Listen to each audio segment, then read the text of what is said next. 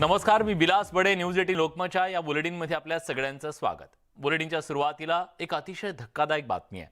जयपुरात तरुणीवरती गोळीबार करण्यात आलाय. भर रस्त्यामध्ये या तरुणीवर हा गोळीबार करण्यात आला असून गंभीर जखमी झालेल्या या तरुणीवर सध्या उपचार सुरू आहेत. या तरुणीवर गोळीबाराचं कारण जे सांगितलं जातंय त्यानुसार या तरुणीनं आंतरजातीय विवाह केल्याचा आरोप सुद्धा करण्यात आलेला होता. आंतरधर्मीय विवाह तिने केलेला होता आणि त्यामुळे तिच्यावरती हा गोळीबार झाल्याचं प्राथमिकरित्या सांगितलं जातंय. सासरच्यांकडून तिच्यावरती हा गोळीबार झाल्याची प्राथमिक माहिती सुद्धा समोर येते. पण या तरुणीवर झालेल्या गोळीबाराच्या नंतर संपूर्ण राजस्थानमध्ये एकच खळबळ उडालेली आहे.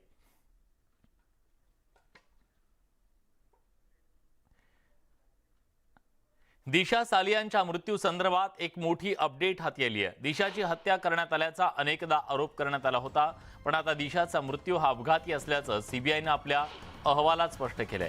दिशा सालियांचा मृत्यू नशेत छतावरून पडून झाल्याचा निष्कर्ष सीबीआयने काढला. मृत्यू झाला त्या दिवशी ती नशेत होती आणि तोल गेल्यानं छतावरून खाली पडून तिचा मृत्यू झाला असा सीबीआयनं तपासातून समोर आणलंय. दिशा सालियन मृत्यू प्रकरणात कोणताही पॉलिटिकल अँगल नाही. शिवाय साक्षीदारांचे जबाब, फॉरेन्सिक रिपोर्ट आणि इतर तथ्यांच्या आधारे सीबीआयनं हा निष्कर्ष काढलाय. राणे पिता पुत्रांनी दिशा सालियन मृत्यू प्रकरणामध्ये एका राजकीय नेत्याचा हात असल्याचा वारंवार आरोप केलेला होता. दरम्यान आता सीबीआयच्या या नव्या रिपोर्टच्या नुसार यातलं तथ्य समोर आलंय. दिशा सालियन प्रकरणी आता सीबीआयनं हा मृत्यू अपघाती होता असं स्पष्ट केलेलं आहे. कारण ज्या प्रकारे तुमचं नाव गुंतवण्याचा प्रयत्न यापूर्वी झालेला होता, सीबीआयनं तशा प्रकारचा रिपोर्ट दिलेला आहे. बरोबर आहे, पण त्याच्यात घाणेरडे राजकारण मी जाऊ इच्छितच नाही. चिखलात मला पडायचंच नाहीये आणि म्हणून जे याच्याबद्दल बोलत होते ते त्यांच्यावर ज्याने आरोप केले आहेत भारतीय जनता पक्षाचे नेते आणि महिला नेत्या, त्यांनी ताबडतोब आदित्य ठाकरे यांची माफी मागायला ताबडतोब. यानंतर आपण थेट पाटण्याला जातोय. आदित्य ठाकरे हे पाटण्यामध्ये पोहोचले.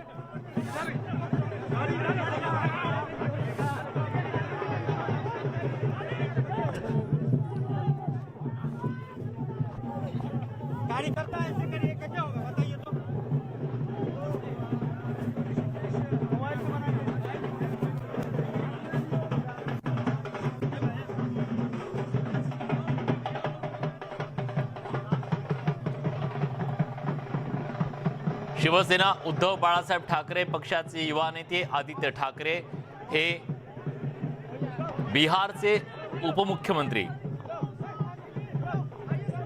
यांना भेटायला ते गेलेले आहेत आणि त्यांच्या या संपूर्ण भेटीच्या वरून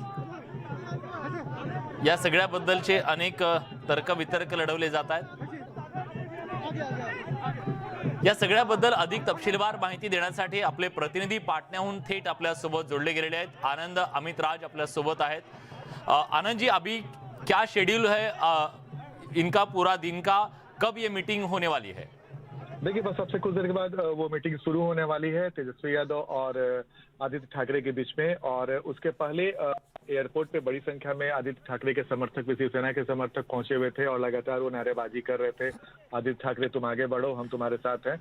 तो जाहिर सी बात है, शिवसेना के बड़े नेता के तौर पे पहुंचे हैं आदित्य ठाकरे, उनकी तेजस्वी यादव से मुलाकात होने वाली है। और इसके पहले तेजस्वी यादव ने भी कहा कि हाँ, हमारी मुलाकात 3 बजे के आसपास होने वाली है और इस मुलाकात को उन्होंने महत्वपूर्ण बोला। साथ में उन्होंने ये भी कहा कि कई तरह की चर्चाएं होंगी, लेकिन फिलहाल इस बारे में उन्होंने कोई जानकारी नहीं दी कि किस मुद्दे पर चर्चा होगी। तो जाहिर सी बात, आपसे कुछ देर के बाद ये मुलाकात शुरू होने वाली है और लगभग 4:30 बजे के आसपास पटना से आदित्य ठाकरे का जाने का है। तो जाहिर सी बात है, ये 1 घंटे, आने वाले 1 घंटे बेहद महत्वपूर्ण है और इस 1 घंटे में कई सारे मुद्दों पे चर्चा होने वाली है तेजस्वी यादव और आदित्य ठाकरे के। आनंद जी, क्या कयास लगाए जा रहे हैं, कौन से मुद्दे हो सकते हैं इन दो नेताओं के बीच में चर्चा के अंदर? देखिए, जैसा कि बिहार में जो महागठबंधन के नेता हैं, आरजेडी हो या फिर जेडी हो, आरजेडी के नेताओं से जब हमारी बातचीत हो रही थी तो उन्होंने कहा कि महागठबंधन की कोशिश है कि आने वाले 2024 के लोकसभा चुनाव के पहले एक बड़ा गठबंधन बनाया जाए। और कई सारे लोग जो भाजपा के खिलाफ हैं, कई सारे ऐसे पार्टियां हैं, कई सारे ऐसे लोग हैं जो धीरे धीरे उस गठबंधन में आना चाहते हैं। तो एक कवायद उस तौर पे भी देखी जा रही है कि शायद आने वाले समय में शिवसेना भी उस घटक का पार्ट हो सकता है, जैसा कि आरजेडी के नेता इशारा कर रहे हैं। दूसरी महत्वपूर्ण बात है कि लगातार महागठबंधन की तरफ से जब से बीजेपी के साथ बाद से अलग हुआ है जेडीयू, उसके बाद महागठबंधन की कोशिश है कि एक बड़ा अम्ब्रेला बनाया जाए बीजेपी के खिलाफ। तो जाहिर सी बात है उसमें लगातार इनकी कवायद चल रही थी। और आपको याद होगा कि इसके पहले केसीआर भी यहाँ पर पहुंचे थे और उन्होंने भी नीतीश कुमार से मुलाकात की थी। उसके बाद तेजस्वी यादव से मुलाकात बेहद महत्वपूर्ण माना जा रहा है। उन तमाम मुद्दों पर चर्चा हुई कि आने वाले समय में बीजेपी के खिलाफ क्या। यही देख रहे हैं कि दो युवा हम हैं इस देश में, कोई लेबल ना दे, अच्छी दोस्ती बनी रहे बस। बिल्कुल चलेगी, अच्छे इश्यूज पे साथ काम करेंगे और देश में सारे युवाओं ने एक साथ आना चाहिए। आदित्य ये कहा जा रहा है कि एनसीपी का चुनाव है, एनसीपी का चुनाव है, परिवार के सेकंड जनरेशन का ये मिलन होगा, इसको लग रहा है कि आप लोग कहां तक आके ले जाएंगे। ये बात यही है कि अगर आप देखें तो हमारी उम्र भी लगभग सेम ही है। एक बात यही रहती है कि देश में जो अभी मसले चल रहे हैं, बेरोजगारी का मुद्दा है, इन्फ्लेशन का मुद्दा है, महंगाई है, इस बात पे हमारा क्या पर्सपेक्टिव होता है। मुझे तो देश में सारे युवाओं ने बिना पार्टी को देखे काम चलना चाहिए।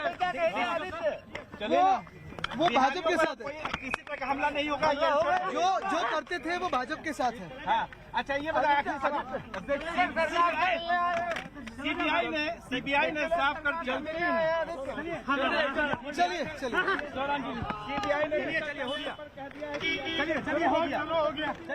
तर आदित्य ठाकरे हे आता पाटण्यामध्ये पोहोचलेले आहेत। पुढच्या काही वेळातच ते तेजस्वी यादव बिहारचे उपमुख्यमंत्री यांची ते भेट घेणार आहेत। राज्यातल्या आणि देशातल्या सध्या विविध मुद्द्यांवरती यावेळी या युवा नेत्यांमध्ये चर्चा होण्याची शक्यता वर्तवली जाते।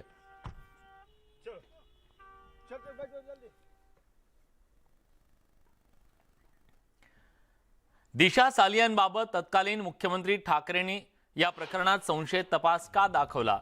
आजही पोस्टमॉर्टम रिपोर्ट का लपवला जातोय? सीबीआयकडे तपास करण्यासाठी पुरेसे पुरावे नाहीत असा दावा नितेश राणेंनी केलेला आहे। त्याचा सीसीटीव्ही कॅमेरा का गायब केला गेला? त्याच्या व्हिजिटर पुस्तकाचे काही पानं का फाडली गेली? मग ह्या पूर्ण प्रकरणाबद्दल एवढा संशय का निर्माण केला जातोय? किंवा तिथे मोबाईल टावरचे लोकेशन त्यावेळी कोण कोण तिथे मोबाईल टावर मध्ये होते? आता उदाहरण श्रद्धा चे जे काही मर्डर झालेली आहे किंवा जे काही घटना घडली तेव्हा पोलिसांकडे सगळे सीसीटीव्ही कॅमेरा फुटेज आहेत, बरोबर? मग तेच सीसीटीव्ही फुटेज 8 आणि 9 जूनचे दिशा सालियांच्या संदर्भात पोलीस का जाहीर करत नाही? 8 आणि 14 या दरम्यानचा सीसीटीव्ही फुटेज का नव्हता असा सवाल सुद्धा त्यांनी उपस्थित केलेला आहे। दरम्यान श्रद्धा हत्याकांडात एक मोठा खुलासा झालाय। श्रद्धाने तिच्या हत्येची भीती 2 वर्षांपूर्वीच वर्तवली होती। आफताब माझी हत्या करू शकतो अशी तक्रार श्रद्धाने पोलिसात दाखल केली होती। श्रद्धाच्या तक्रारीची कॉपीज न्यूज 18 लोकमतच्या हाती लागली आहे। या 23 नोव्हेंबर 2020 ला तिने हे पत्र लिहिलंय। पोलिसात या प्रकरणी तक्रार सुद्धा दाखल करण्यात आलेली होती, पण त्यानंतर काहीच घडलं नाही। घडलं ते अतिशय दुर्दैवी। तर या तिने काय भीती व्यक्त केलेली होती आपण जाणून घेऊयात। ते पत्र बघा, न्यूज 18 लोकमतच्या हाती लागलंय। पोलीस एव्हरशाईन सिटी वसई पूर्व, मी श्रद्धा विकास वालकर, वय वर्ष 25, मला आफताब अमीन पुनावाला याच्या विरोधात तक्रार करायची आहे। तो SRC भवन मधल्या विजय निहार कॉम्प्लेक्स इथे राहत असून तो माझ्यासोबत गैरवर्तन आणि मारहाण करतो। आज त्याने मला मारण्याचा प्रयत्न केला। मला मारून माझे तुकडे करून फेकून देण्याची धमकी तो मला देत असतो। 6 महिने झाले तो मला मारहाण करतोय, पण माझी पोलिसांकडे जाण्याची हिंमत नव्हती। तो मला मारहाण करतो आणि जीवे मारण्याची धमकी देतो। हे त्याच्या आईवडिलांना माहित आहे। आम्ही एकत्र राहतो हे देखील त्यांना माहित आहे। आठवड्याच्या शेवटी तो आम्हाला भेटायला ते येतात। आमचं लवकरच लग्न होईल आणि त्याच्या आईवडिलांचे आम्हाला आशीर्वाद मिळतील या आशेने मी आतापर्यंत त्याच्यासोबत राहत आली, पण तो मला सतत जीवे मारण्याची धमकी देत असतो आणि तो माझा शारीरिक छळ करतोय। त्यामुळे मी यापुढे त्याच्यासोबत राहू शकत नाही।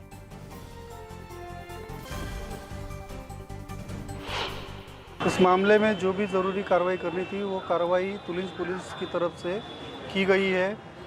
जो अर्जी दी गई थी, अर्जी के ऊपर में जांच हुई है।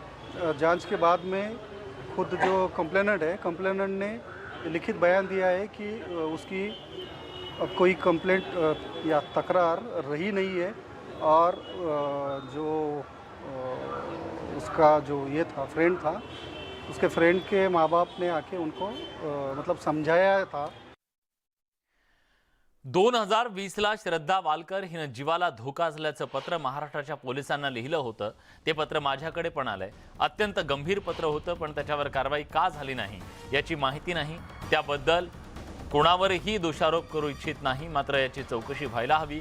अशा प्रकारच्या पत्रावर कारवाई का होत नाही? त्या पत्रावर कारवाई झाली असती तर तिचा जीव वाचला असता, अशी आता गोष्ट समोर आली आहे. श्रद्धा हत्याकांड प्रकरणावर आता भाजप आमदार राम कदमांनी थेट उद्धव ठाकरेंवर टीका केली आहे. श्रद्धाची हत्या झाली तेव्हा उद्धव ठाकरे सरकार होतं. उद्धव ठाकरे सरकार वसुलीच्या खेळात व्यस्त असल्यानं याकडे गांभीर्यानं पाहिलं गेलं नाही, असा आरोप त्यांनी केला. श्रद्धा ने चिट्ठी लिखकर स्वयं कहा था उसकी जान को खतरा है, उसकी जान चली जा सकती है. चिट्ठी लिखने के बाद भी उस समय उद्धव सरकार थी, उनकी सरकार ने कार्रवाई क्यों नहीं की? यदि वे वसूली खेल में लिप्त नहीं होते और तुष्टीकरण की राजनीति नहीं करते तो श्रद्धा की जान बच सकती थी.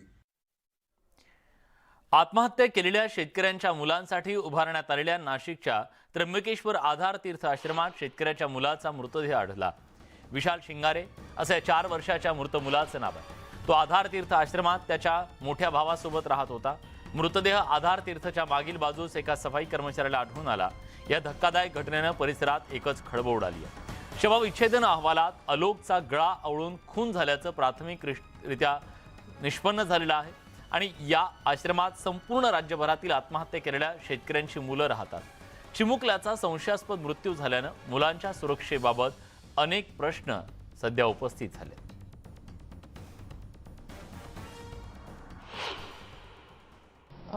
आलोकची बॉडी पाहिल्यानंतर थोडंसं मानेवर बळ होता.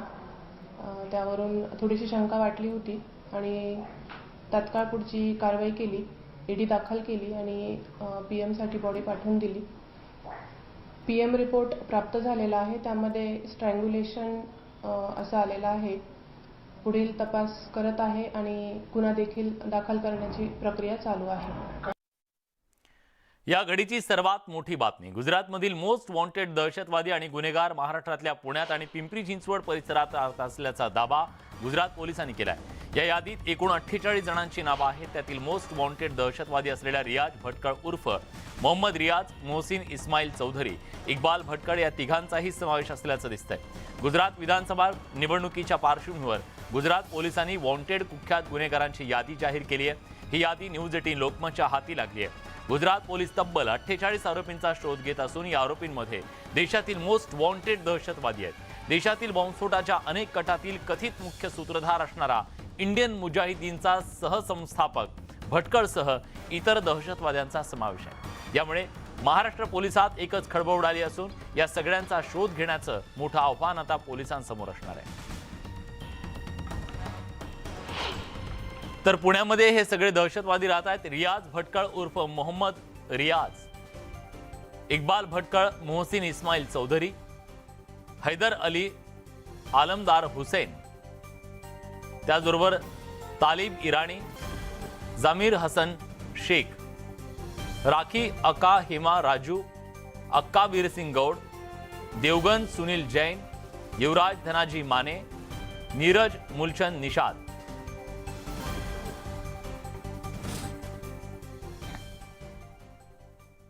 महाराष्ट्रातून एकही गाव कुठेही जाणार नाही. आम्ही सर्वोच्च न्यायालयात लढून बेळगाव, कारवार, निपाणीसह जी आमची गावं आहेत ती आम्ही परत मिळवण्याचा पूर्ण प्रयत्न करू, असा निर्धार फडणवीसांनी व्यक्त केलाय. या सीमावादाच्या प्रश्नावर मुख्यमंत्री एकनाथ शिंदेंनी बैठक घेतल्यानंतर कर्नाटकच्या मुख्यमंत्र्यांनी अतिशय महत्त्वाचे निर्णय घेतले, असंही उपमुख्यमंत्री देवेंद्र फडणवीस यांनी म्हटलंय. त्याचबरोबर जतमधील गावांचा ठराव हा 2012 मधला होता. आता कुणीही नवा ठराव केलेला नाही, असंही त्यांनी स्पष्ट केलं. एकही गाव महाराष्ट्रातलं कुठे जाणार नाहीये. सीमावादाच्या प्रश्नावर आपल्या मुख्यमंत्र्यांनी बैठक घेतल्यानंतर आणि अतिशय महत्त्वाचे निर्णय आपण घेतले आणि त्यामध्ये सीमा भागातले आपले जे लोक आहेत त्यांना पूर्ण मदत करायचं आपण ठरवलं. त्यांच्याकरता सगळ्या योजना सुरू करायच्या आपण ठरवल्या, त्या चालू होत्याच, पण काय ॲडिशनल योजना करायच्या ठरवल्या. त्यामुळे मला असं वाटतं की कर्नाटकच्या मुख्यमंत्र्यांनी असं स्टेटमेंट दिलं असावं. 2012 साली त्यांनी ठराव केला होता. आता नव्याने कुठल्याही गावाने कुठलाही ठराव केलेला नाही. 2012 साली आम्हाला पाणी मिळत नाही असं म्हणून त्यांनी ठराव केला होता. ज्यावेळेस मी मुख्यमंत्री होतो त्यावेळेस मी कर्नाटकशी निगोशिएट करून त्यांना जिथे पाणी पाहिजे होतं तिथे त्यांना देऊ, आम्हाला जिथे पाहिजे त्यांनी आम्हाला द्यावं असा आपण निर्णय केला होता. त्यानंतर म्हैसाळची जी सुधारित योजना आहे त्या योजनेमध्ये त्यांना घेण्याचा निर्णय त्यावेळी आपले तत्कालीन मंत्री गिरीश महाजन यांनी देखील घेतला होता. तशी योजनाही तयार झाली होती.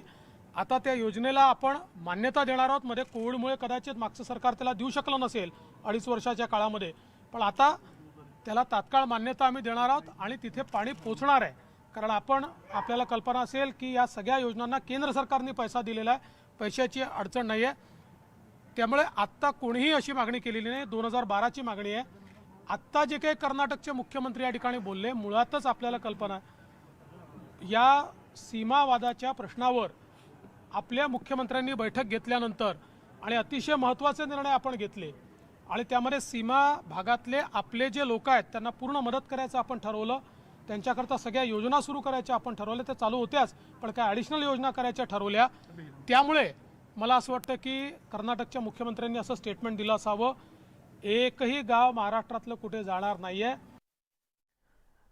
महाराष्ट्र आणि कर्नाटक सीमा प्रश्नावरून राजकारण तापलेलं असताना आता कर्नाटकनं नवी कुरापत काढली आहे. सांगलीतल्या जत तालुक्यावर दावा सांगण्याचा कर्नाटक सरकार गांभीर्यानं विचार करतंय असं कर्नाटकचे मुख्यमंत्री बसवराज बोम्मई यांनी विधान केलं. जतमधील 40 गावांच्या ठरावाचा महाराष्ट्रानं गांभीर्यानं विचार करावा असंही बोम्मई म्हणाले.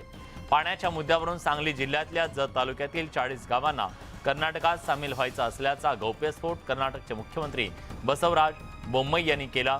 त्यानंतर आता त्यांनी हे मोठं विधान केलंय. त्यामुळे महाराष्ट्रातल्या जत तालुक्यावर कर्नाटकनं वक्रदृष्टी टाकल्याचं स्पष्ट होत आहे.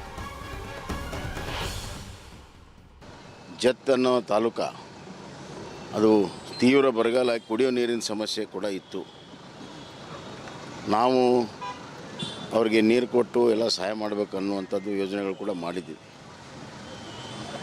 ಅವರು ಜತ್ ತಾಲೂಕ ಕರ್ನಾಟಕಕ್ಕೆ ಸೇರಬೇಕು ಅಂತ ಎಲ್ಲ ಗ್ರಾಮ ಪಂಚಾಯತಿ ರೆಸಲ್ಯೂಷನ್ ಮಾಡಿದರು. ನಾವು ಅದನ್ನು ಗಂಭೀರವಾಗಿ ಪರಿಗಣಿಸ್ತಾ ಇದ್ದೇವೆ. ಎರಡನೇದಾಗಿ ನಮ್ಮ ಗಡಿ ಪ್ರಾಧಿಕಾರದಿಂದ ಇವತ್ತು ಮಹಾರಾಷ್ಟ್ರದಲ್ಲಿರುವ ಕನ್ನಡ ಶಾಲೆಗೆ ನಾವು ಅದರ ಅಭಿವೃದ್ಧಿಗೆ ವಿಶೇಷವಾದಂಥ ಅನುದಾನ ಕೊಡಬೇಕನ್ನುವಂಥ ತೀರ್ಮಾನ ಮಾಡಿದ್ದೆ. ಮತ್ತು ಮಹಾರಾಷ್ಟ್ರದಲ್ಲಿರುವಂಥ ಕನ್ನಡಿಗರು ಏನು ಏಕೀಕರಣ ಹೋರಾಟದಲ್ಲಿ ಕೆಲಸ ಮಾಡಿದರು, ಸ್ವತಂತ್ರ ಹೋರಾಟದಲ್ಲಿ ಕೆಲಸ ಮಾಡಿದರು, ಗೋವಾ ವಿವೇಚನೆ ಕೆಲಸ ಮಾಡಿದರು, ಅವರಿಗೆ ಎಲ್ಲ ದಾಖಲೆಗಳನ್ನು ತರಿಸಿ ಅವ್ರಿಗೂ ಕೂಡ ಪಿಂಚಣಿಯನ್ನು ಕೊಡುವಂಥ ತೀರ್ಮಾನವೂ ಕೂಡ ನಮ್ಮ ಸರ್ಕಾರ ಮಾಡಿದೆ. ಅದನ್ನು ಕಾರ್ಯಗತ ತರ್ತೀವಿ. ಅದರಿಂದ ಇದು ಒಂದು ರೀತಿಯಲ್ಲಿ ರಾಜ್ಯಗಳ ಮಧ್ಯೆ ವ್ಯಾಜ್ಯ ಹೆಚ್ಚಿಸುವಂಥ ಕೆಲಸವನ್ನು ಮಹಾರಾಷ್ಟ್ರ ಸರ್ಕಾರ ಮತ್ತು ಮುಖ್ಯಮಂತ್ರಿಗಳು ಮಾಡಬಾರ್ದು ಅಂತ ನಾನು ಹೇಳಕ್ಕೆ. कर्नाटकात भारतीय जनता पक्षाचे मुख्यमंत्री आहेत, त्यांचं सरकार आहे. महाराष्ट्रामध्ये सुद्धा भाजपच्या नेतृत्वाखाली एक मिंधी सरकार आहे. कोणाला मुंबई तोडायची आहे, कोणाला महाराष्ट्राची गावं आणि जिल्हे तोडायचे आहेत. अशा तऱ्हेने महाराष्ट्र कुरतडण्याचं काम गेल्या 3.5 महिन्यापासून जोरात सुरू आहे. आपण अतिशय अभ्यासपूर्णपणानं या महाराष्ट्र कर्नाटक सीमा प्रश्नासाठी पुढे चाललेलो आहोत. माननीय शिंदे साहेबांच्या, माननीय फडणवीस साहेबांच्या सक्त सूचना आहेत की याच्यात कुठलीही कमतरता राहू नये.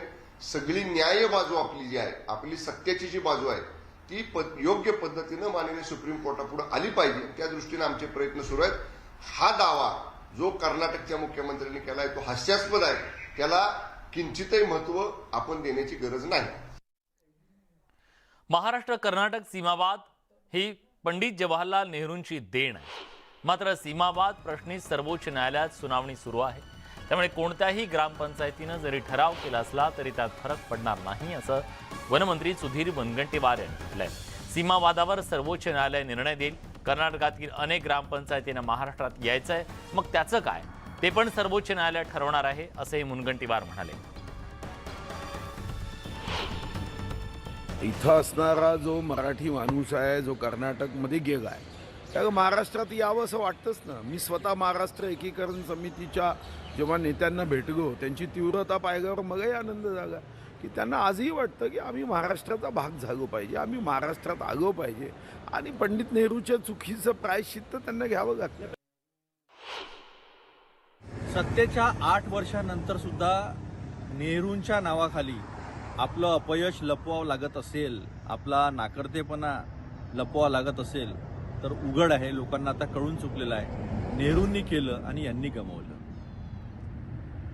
केंद्रात तुमची सत्ता, राज्यात तुमची सत्ता.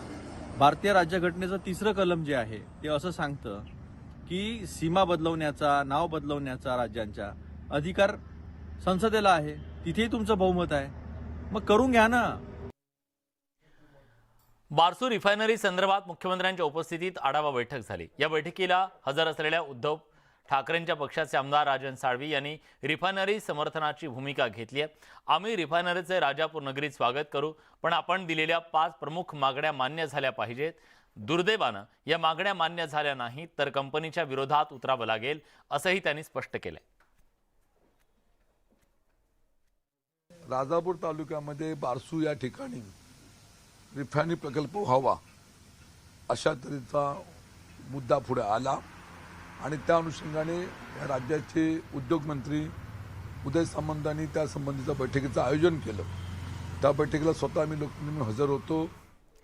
यानंतर आपण थेट जातो राज्याचे मुख्यमंत्री एकनाथ शिंदे बोलतात. या महाराष्ट्रातील जनतेला सुख, समाधान, आनंद, समृद्धी लाभावी एवढीच कामाख्या देवीला जाण्याची चर्चा होती. त्या आधीच बाबांचं दर्शन घेतलं. बाबांनी बोलवलं की आलो. त्यांच्या आदेशाने सगळं चाललंय. सर, सांगली जत तालुक्यामधली काही गावं कर्नाटकमध्ये समाविष्ट करावी अशी मागणी होत आहे आणि तिकडचे मुख्यमंत्री देखील त्यासाठी अनुकूल आहेत. ही मागणी 2012ची होती. आता त्या भागामध्ये पाण्याची टंचाई त्यावेळेस होती. बऱ्याचशा आपण योजना केलेल्या आहेत आणि जलउपसा सिंचन असतील, जनसिंचन प्रकल्प असतील, अनेक आम्ही मार्गी लावतोय. बिलकुल त्याच्यामध्ये पाण्या वाचून कुठलंही गाव इकडे तिकडे जाण्याचा विचार करणार नाही आणि एकही गाव महाराष्ट्रातून बाहेर जाणार नाही, याची जबाबदारी आमची आहे. त्यामुळे त्या भागातल्या ज्या काही समस्या, प्रश्न आहेत, काही सोडवलेत, काही प्रलंबित आहेत, ते लवकर युद्धपातळीवर सोडवले जातील आणि कुणावरही अशी वेळ येणार नाही याची काळजी सरकार घेईल. एवढं नाही बघा, याच्यामध्ये आमची बैठक काल परवाच झाली आणि हा जो काही जुना वाद आहे तो न्यायालयात आहे, प्रलंबित आहे आणि न्यायालयीन लढाई तर सुरू आहे सुप्रीम कोर्टामध्ये. परंतु त्याबरोबर हा विषय जो आहे सामोपचाराने सोडवण्याची आमची भूमिका आहे राज्य सरकारची. मध्ये राज्यपालांच्या देखील 2 राज्यपालांच्या बैठका देखील झालेल्या आहेत. यामध्ये केंद्र सरकार देखील सकारात्मक भूमिका घेईल आणि हा सामोपचारानेच विषय सोडवला पाहिजे अशी आमची भूमिका आहे. त्यासाठी आम्ही बैठकही घेतली. काही योजना, काही लाभ त्या सीमा भागातल्या मराठी माणसांना मिळत होत, त्याच्यात आम्ही आणखी वाढ केली. स्वातंत्र्य सैनिकांना मिळणारी 10,000ची 20,000 पेन्शन केली. मुख्यमंत्री धर्मादाय सहायता निधी होता तो आम्ही बंद झाला होता, तो सुरू केला. महात्मा ज्योतिबा फुले योजनेतले त्यांच्या आरोग्याच्या दृष्टीने त्यांना ज्या काही उपचारासाठी पैसे देण्याचा जो विषय होता तो आम्ही मार्गी लावला. त्यामुळे ज्या योजना, जे लाभ मिळत होते त्यामध्ये आणखी आम्ही सुधारणा केली जेणेकरून त्या भागातल्या लोकांना त्याचा फायदा होईल. त्यामुळे हा जो विषय आहे तो सामोपचाराने सोडवावा अशी आमची भूमिका आहे. याच्यामध्ये कोणीतरी आणखी वाद उत्पन्न करून आणखी कॉम्प्लिकेशन निर्माण करू नये अशी आमची भूमिका. कर्नाटक सरकारच्या दडपशाहीपुढे महाराष्ट्र सरकार हे कमी पडतं असं विरोधकांचा आरोप आहे. नाही, यामध्ये बघा, मध्ये बैठक देखील झाली राज्यपालांची. आम्ही त्या बैठकीत आज अनेक सूचनाही आल्या की प्रधानमंत्री असतील, केंद्र सरकार असेल, यांनी देखील याच्यामध्ये सकारात्मक सामोपचाराची भूमिका घ्यावी. आणि शेवटी हा विषय जो आहे न्यायालयात आहे, न्यायालयीन लढाई देखील सुरू आहे. परंतु आमची भूमिका आहे की त्या भागातला मराठी बांधव आहे, 865 गावं आहेत. या गावकऱ्यांना, जो काही मराठी माणसं आहेत, त्यांना सामोपचाराच्या माध्यमातूनच ही जी काही जो विषय आहे जुना विषय आहे, परंतु तोपर्यंत त्यांना आणखी राज्य शासनाच्या वतीने काय सुविधा देता येतील, काही संस्था आहेत त्यांना अनुदान देता येईल, मगाशी मी म्हटलं त्याप्रमाणे काही लाभ देता येईल, याच्यावर आम्ही निर्णय घेतोय. जाण्याबाबतीत जे काही चर्चा सुरू झाली आहे त्या बाबतीत आपण जाणार आहात गुवाहाटीला? हा, जाणार आहे ना, कामाख्या देवीला जाणार, दर्शनाला जाणार आहे. हा जो प्रश्न आहे हा नुकसान झालेलं अद्यापही भरपाई नाही. रविकांत तुपकर समुद्रामध्ये शेतकऱ्यांसह चालले आत्महत्या. अतिवृष्टीचं नुकसान जे आहे, मला मी या ठिकाणी सांगू इच्छितो की आतापर्यंत जो निर्णय नुकसान भरपाई देण्याबद्दल कधी घेतला नव्हता, असा निर्णय आमच्या सरकारने घेतलाय. सगळे नियम निकष बदलून टाकले, एनडीआरएफचे नियम बाजूला ठेवले, 2 हेक्टरचं 3 हेक्टर केले, जे निकषामध्ये बसत नव्हते, सततच्या पावसामुळे होणारं नुकसान ते भरपाई दिले, गोगलगाईने झालेलं नुकसान भरपाई दिले, परतीच्या पावसामुळे झालेलं नुकसान आहे ते शेवटपर्यंत पंचनामे करून त्या सगळ्यांना मदत दिली पाहिजे, असा निर्णय राज्य सरकारने घेतलेला आहे. त्यामुळे बिलकुल या सरकार शेतकऱ्यांना वाऱ्यावर सोडणार नाही, ही आमची सरकार.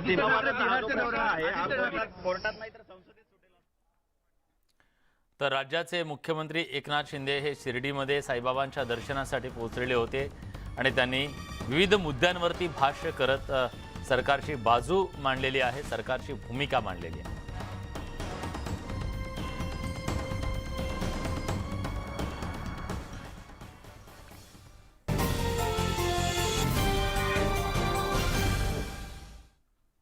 ब्रेकनंतर तुमचं पुन्हा एकदा स्वागत. रत्नागिरी जिल्ह्यातल्या दापोली मुरुड समुद्र किनाऱ्यावरच्या गेले अनेक दिवस वादग्रस्त ठरलेल्या साई रिसॉर्टवरून पुन्हा तिसरा गुन्हा दाखल झालाय. माजी मंत्री अनिल परब यांच्या पाठोपाठ आता सदानंद कदम यांच्या विरोधात गुन्हा दाखल झालाय. भाजप नेते किरीट सोमय्या यांनी ट्विटरवरून या संदर्भातली माहिती दिली आहे. अनिल परबच्या विरोधात आणखीन एक FIR. दापोली पोलीस स्टेशनने जिल्हाधिकारी रत्नागिरी सर्कल ऑफिसरची सदानंद कदम यांनी साई रिसोर्ट अनधिकृत बांधकाम सरकारी जमीन बळकावणे FIR दाखल केली. आता त्यात अनिल परबला 6 आरोपी करण्यात आले आहेत. आता पुन्हा एकदा अनिल परबला जामिनासाठी धावपळ करावी लागणार. उपमुख्यमंत्री देवेंद्र फडणवीसांनी मोठी घोषणा केली आहे. ज्या शेतकऱ्यांना एक चालू बिल जरी भरलं तर त्याची वीज कापली जाणार नाही, अशी घोषणा देवेंद्र फडणवीसांनी केली. ते अकोल्यातल्या अकोट गाडीच्या उद्घाटन प्रसंगी बोलत होते. फडणवीसांच्या या घोषणेनं राज्यभरातल्या शेतकऱ्यांना मोठा दिलासा मिळणार आहे.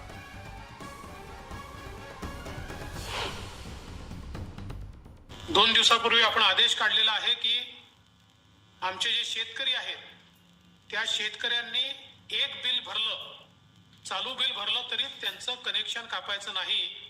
त्यामुळे या काळामध्ये शेतकऱ्यांच्या पाठीशी सरकार उभं आहे. 7,000 कोटी रुपये आतापर्यंत आपण शेतकऱ्यांना या ठिकाणी दिलेले आहेत. ज्या ज्या ठिकाणी शेतकरी अडचणीत येत आहेत त्यांच्या पाठीशी उभं राहण्याचं काम आपण करतोय. मेळघाटात शिक्षणाचा बट्ट्याबोळ उडाल्याचं चित्र आहे. काटकुंभ इथल्या जिल्हा परिषद शाळेतल्या मुख्याध्यापक दारू पिऊन वर्गात झोपल्याचं समोर आलं. अविनाश राजनकर असं या मुख्याध्यापकाचं नाव असून त्याच्या विरोधात जिल्हा परिषद सीईओंकडे तक्रार दाखल करण्यात आली आहे.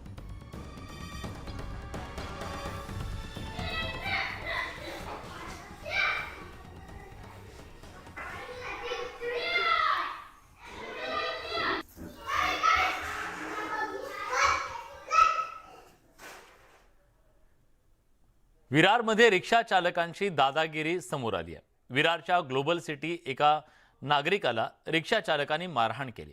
या मारहाणीत हा नागरिक जखमी झाला. मुजोर रिक्षा चालकांविरोधात कारवाई करावी अशी मागणी यावेळी करण्यात आली.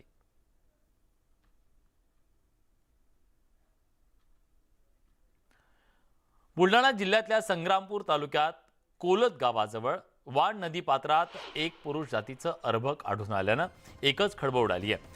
बुलढाणा जिल्ह्यात सातत्यानं अशा प्रकारच्या घटना उघडकीस येत आहेत. जिल्ह्यातल्या कोलत गावाजवळ वान नदी पात्रामध्ये हे अर्भक आढळलं. हे अर्भक पुरुष जातीचं असलं तर या ठिकाणी कोणी टाकलं याबाबत अजूनपर्यंत स्पष्टता आलेली नाही. त्यामुळे परिसरातल्या नागरिकांमध्ये संतापाची लाट उसळली आहे. लवकरात लवकर अशा पद्धतीनं अर्भकाला नदी पात्रात टाकण्याचा शोध घेण्यात यावा, त्याच्यावर कडक कारवाई करण्यात यावी अशी मागणी स्थानिक नागरिकांकडून केली जाते.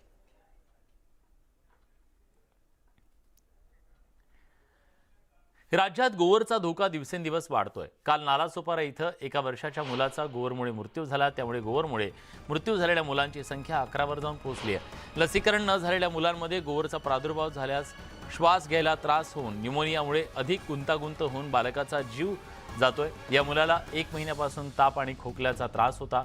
या बाळाला गोवरची लस दिली नव्हती. 13 नोव्हेंबरला या बाळाला खासगी रुग्णालयात दाखल करून चाचण्या करून घेण्यात आल्या. न्यूमोनियाचे निदान झाल्यानंतर त्याला सार्वजनिक रुग्णालयामध्ये दाखल करण्यात आलं. गोवरनं आतापर्यंत 11 बालकांचे बळी घेतले असून एका मृत्यूचे निश्चित निदान वैद्यकीय विश्लेषण समितीकडून झालं असून उर्वरित 8 बालकांचा मृत्यू हा गोवरमुळे झाला आहे, तर 2 मृत्यू हे मुंबई बाहेरचे आहेत. गोवरचा उद्रेक झालेल्या प्रभागांची संख्या वाढली असून मुंबईतल्या 10 प्रभागांमध्ये हा संसर्ग फैलावला आहे. गोवरचा हा वाढता धोका दिवसेंदिवस वाढतोय. रुग्णालयात दाखल असलेल्या रुग्णांची संख्या 42 इतकी आहे.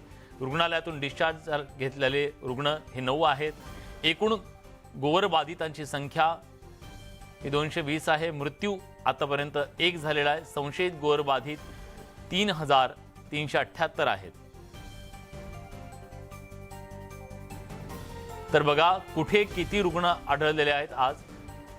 मजीद बंदरमध्ये 2, धारावीत 1, वरळीत 1, जोगेश्वरीत 1, कुर्ल्यात 3, गोवंडीमध्ये 2, मालाडमध्ये 1, कोरेगावमध्ये 1, एकूण 12 गोवर रुग्णांसाठी सध्या रुग्णालय कुठले उपलब्ध आहेत तर कस्तुरबा रुग्णालय, शिवाजीनगर प्रसूतीगृह, भारतरत्न डॉक्टर बाबासाहेब आंबेडकर रुग्णालय कांदिवली, राजावाडी रुग्णालय घाटकोपर, शताब्दी रुग्णालय गोवंडी, भाभा रुग्णालय कुर्ला, क्रांती ज्योती सावित्रीबाई फुले रुग्णालय बोरिवली, 7 हिल्स हॉस्पिटल मरोड.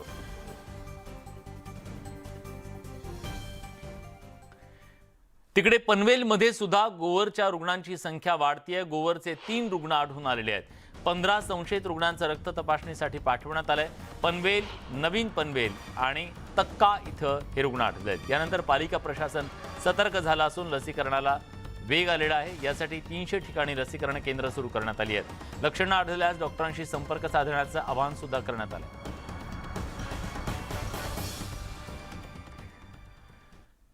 कन्नड तहसील कार्यालयामध्ये आत्मदहनाचा प्रयत्न करण्यात आलाय. चुकीच्या पद्धतीनं जमिनीवर वारसा हक्क लावला आणि फसवणूक केली असा आरोप करत तरुणानं तहसील कार्यालय परिसरामध्ये आत्मदहनाचा प्रयत्न केलेला आहे. इथं सुरू असलेल्या विभागीय चौकशीमधील दोषींवर त्वरित कारवाई करावी या मागणीसाठी हे आंदोलन करण्यात आलं. कन्नड तहसील कार्यालय परिसरामध्ये अंगावर डिझेल ओतून हा आत्मदहनाचा प्रयत्न करण्यात आला. संतोष सुखलाल वाघ असं तरुणाचं नाव आहे. पोलिसांनी वेळीच त्याला ताब्यात घेतलं, त्यामुळे अनर्थ टळला. अविनाश कानडजी आपले प्रतिनिधी आता आपल्यासोबत आहेत. अविनाश, आताची काय परिस्थिती आहे तिथली आणि या तरुणाच्या आत्महत्येच्या प्रयत्नानंतर प्रशासन काही जागचं हल्लंय का? नक्कीच. आपण जर बघितलं तर ज्यावेळेस या व्यक्तीला ताब्यात घेण्यात आलं त्यावेळेस एकच गोंधळ या कन्नड तहसील कार्यालयामध्ये दिसून आला. कारण खुद्द तहसील कार्यालयात ही घटना झाल्यामुळे पोलीस प्रशासनाची आणि तहसील प्रशासनाची एकूणच झोप उडाली आणि त्यानंतर सर्वत्र धावपळ सुरू झाली. मात्र या व्यक्तीने स्वतःला पेटवून घेण्याच्या अगोदर पोलिसांनी समयसूचकता बाळगत त्या व्यक्तीला ताब्यात घेतलं. मात्र जो जमिनीचा वाद आहे त्या संदर्भात जेव्हा तहसीलदारासोबत बोलणं झालं किंवा त्यांच्याकडून माहिती घेण्यात आली तर विभागीय चौकशीमधील काही दोषींवर कारवाई सुरू आहे आणि काही चौकशी देखील सुरू आहे. परंतु त्यामध्ये चौकशी जलद गतीने होत नाहीये. माझ्या जमिनीवर ताबा मिळवला गेलाय या उद्देशातून आणि हा आरोप करत या व्यक्तीने स्वतःला आत्महत्या करण्याचा आणि स्वतःला पेटून घेण्याचा हा प्रयत्न केला. धन्यवाद अविनाश, तुम्ही दिलेल्या सगळ्या सविस्तर माहितीबद्दल. दिल्लीतल्या पालम भागात एकाच कुटुंबातील 4 जणांची हत्या करण्यात आली आहे. 2 बहिणी, वडील आणि आजीची घरात चाकूनं वार करून हत्या करण्यात आली आहे. पोलीस पथक घटनास्थळी दाखल झालं असून घरातल्याच मुलावर या हत्याकांडाचा आरोप आहे. आरोपी मुलगा ड्रग्जच्या आहारी गेला असून त्यानंच आपल्या 2 बहिणी, वडील आणि आजीची हत्या केल्याचा आरोप आहे. आरोपीला अटक करण्यात आली असून त्याची चौकशी सुरू आहे. केशव असं या 25 वर्षीय आरोपी मुलाचं नाव आहे.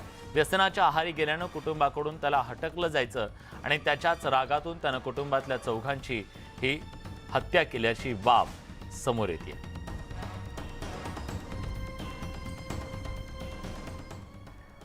मेघालयात हिंसाचाराची मोठी घटना घडली आहे. बेकायदा लाकूड वाहतूक रोखल्यानं या ठिकाणी तणावाची परिस्थिती निर्माण झाली आणि त्यातच पोलीस गोळीबारात 6 जणांचा मृत्यू झाल्याची धक्कादायक घटना समोर आली आहे. आसाम मेघालय सीमेवर पश्चिम कार्बी आंगलाँग जिल्ह्यात मंगळवारी पहाटे बेकायदा लाकूड वाहतूक करणारा ट्रक अडवल्यानंतर पोलिसांच्या गोळीबारात आणि हिंसाचारात वनरक्षकासह 6 जणांचा मृत्यू झाला. या घटनेच्या नंतर आसाम पोलिसांनी मेघालयच्या सीमेवर असलेल्या सर्व जिल्ह्यांमध्ये संभाव्य कायदा आणि सुव्यवस्थेची परिस्थिती रोखण्यासाठी सतर्कतेचा इशारा दिला. या घटनेचं वृत्त सोशल मीडियावर पसरताच मेघालयातल्या 7 जिल्ह्यात हिंसाचार उफाळला असून 48 तासांसाठी इंटरनेट बंद करण्यात आले.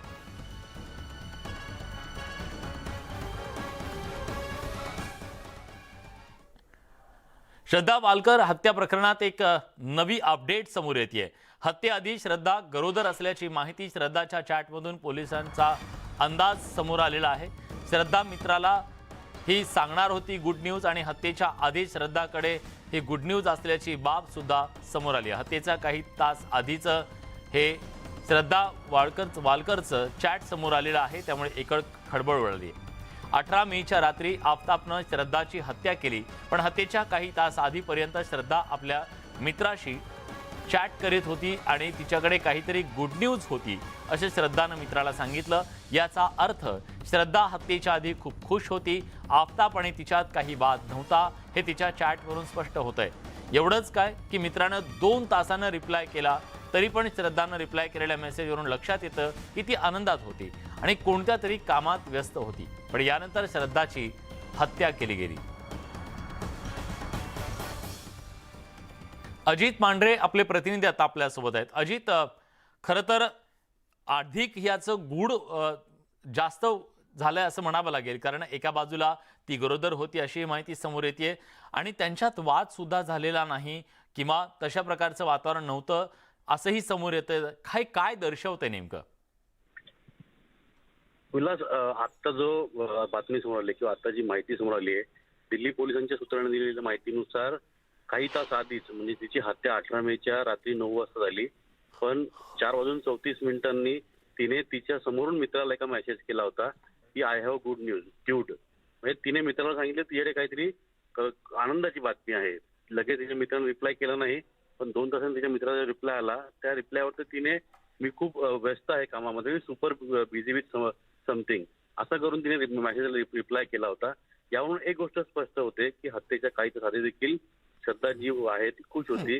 म्हणजेच यातून पोलिसांनी जो अंदाज बांधलेला आहे, जी माहिती आपल्याला पोलिसांनी सांगितलं किंवा त्यांनी जो अंदाज बांधलेला आहे की जो आफताब जो आहे हा तिच्याशी अनेकदा भांडायचा, तिला मारायचा, तिने कंप्लेंट देखील केल्या होत्या. पण तिला तो बोलण्यामध्ये किंवा तिचं जे प्रेम होतं आफताबवरती याचा आधार घेऊन तो तिला सतत व्यस्त ठेवायचा किंवा तिला शांत करायचा. आणि त्याचाच हा भाग होता की हत्येच्या काही तास आधी जी आहे ती श्रद्धा वाळकर आणि आफताब जो आहे या दोघांमध्ये संवाद हा खूप चांगला होता हे मॅसेजवरून स्पष्ट होतंय. त्यामुळे थंड डोक्याने कट रचून आफताबने हा सगळा खेळ केलाय का किंवा आफताबने ही सगळी हत्या केलेली आहे का, त्यावर पोलिसांचा निष्कर्ष तो पोहोचतोय की आफताब जो आहे तो किती थंड डोक्याचा होता. पुढे जाऊन त्या पोलीस अधिकाऱ्याचं असं म्हणणं होतं की तिच्यासोबत जे काही घडणार आहे याची तिला भनक देखील लागू द्यायची नव्हती का, असा एक पोलीस अँगलने आम्ही विचार करत आहोत. त्यामुळे याचा पुढे जाऊन आम्ही तपास करणार आहोत की ज्या मित्राला तिने मेसेज केला होता तो मित्र कोण होता आणि त्याच्याबाबत काही तिचं नंतर बोलणं झालं होतं का किंवा त्याच्या आधी काय बोलणं झालं होतं का. त्या सगळ्या पार्श्वभूमीवरती हा एक नवीन चॅट जो समोर आलेला आहे तो फार महत्त्वाचा ठरतोय. आणि त्याच पार्श्वभूमीवरती आता श्रद्धानं जो मेसेज केला होता तिच्याकडे काय गुड न्यूज होती हे देखील पोलिसांसमोर आता एक मोठं चॅलेंज असेल, कारण तिची हत्या झालेली आहे आणि सांगणारा कोण नाही आणि तिने तिच्या मित्राला देखील सांगितलं नव्हतं की नेमकी तिच्याकडे गुड न्यूज काय आहे. पण पोलीस पुन्हा एकदा अशा निष्कर्षावर पोहोचलेले आहेत की तिला वारंवार मारहाण करणारा आफताब हा तिला खुश देखील ठेवत होता.